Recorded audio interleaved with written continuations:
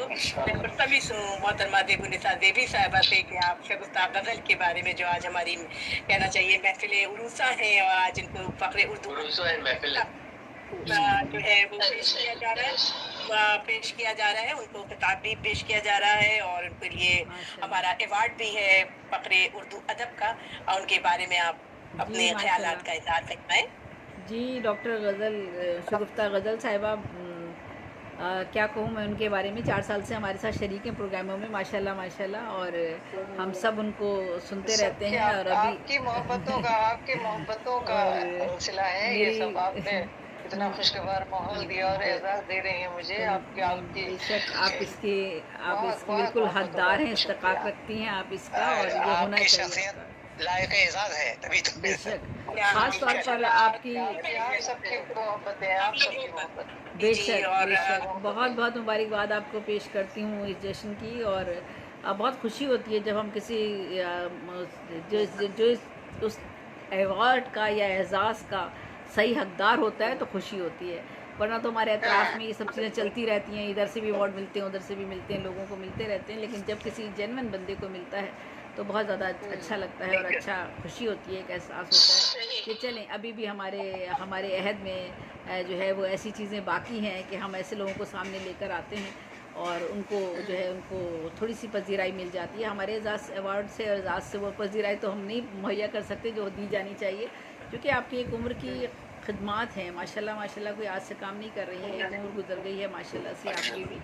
और उर्दू अदब की खिदमत ही इसे कहेंगे, क्योंकि इतना वक्त आप ख़वातीन के लिए ख़ास तौर पे मैं कहूँगी खिदमत है ये, इसलिए कि मर्द तो चलो ठीक है, इसलिए कि हमने जो ये अपना जी मैं खताए कलामी कर रही हूँ, सही बात यही है कि बहुत से लोग जो मर्द शोराए कराम है उनकी भी बड़ी ख्वाहिश थी कि हम उनको भी ये नाम दें, लेकिन क्योंकि मैंने ये रखा था कि हम ख़वातीन का, क्योंकि हमारी बदम सुखन मावरा जो थी हमेशा ख़वातीन को आगे लाने में पेश रही, तो हमने कहा इसको जो है बदम सुखन मावरा के तहत जो प्रोग्राम हो उसमें हम ख़वातीन ही को ये एजाज़ बख्शे, उन्हें उर्दू अदब का बहुत अच्छी बात है, इसलिए ख़वातीन के लिए बहुत से मसाइल हैं, बहुत सारे ख़वातीन के साथ मसाइल होते हैं, उनकी बहुत सी जिम्मेदारियाँ हैं।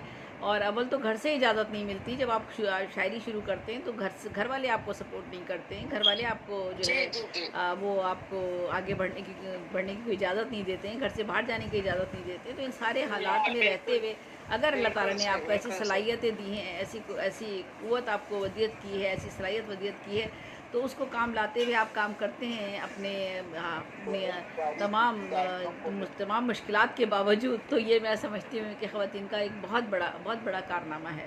और ऐसे लोगों को ज़रूर, मैं सबकी बात नहीं कर रही हूँ, लेकिन जो ख़वातीन वाकई इस तरह से काम कर रही हैं और बहुत दामन बचाकर अपने बहुत सारे हालात से निपटते हुए, घर के भी, रिश्तेदारों के भी, बच्चों की ज़िम्मेदारियाँ, बहुत से आप तो माशाल्लाह मुलाज़मत पेशा रही हैं, और ख़ास तौर पर तालीम हासिल करना, फिर मुलाज़मत करना, फिर बच्चों को देखना, फिर अपना अदब की खिदमत की तरफ आना, ये खिदमत है।